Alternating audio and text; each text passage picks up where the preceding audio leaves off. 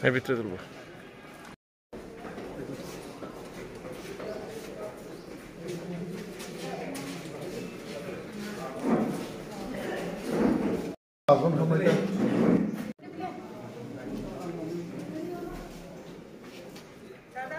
টেক্কা অবশ্যই দেবো।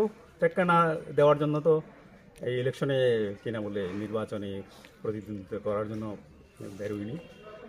এবং তিপ্রামথা অবশ্যই এই সিট থেকে জয়ী হবে। কি মোটো নিয়ে এবার নির্বাচনে লড়ছেন? আমাদের কোর দাবি, প্রধান দাবি তো রয়েই গেছে। প্রধান দাবির সঙ্গে জয়ী হলে, যেমন আমরা এডিসিতে এখন প্রশাসনে আছি,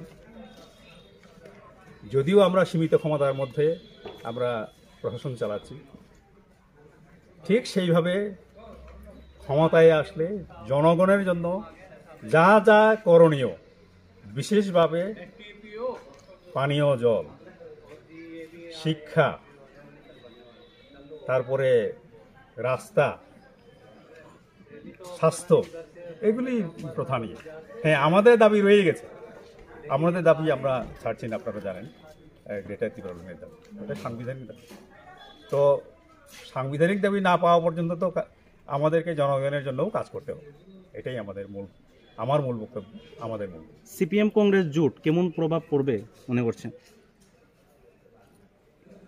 গত 25 বছর ধরে ওনারা সিপিআইএম শাসনে ছিলেন। ওই শাসনের সময়ে তো কখনো জোট ঘটেনি।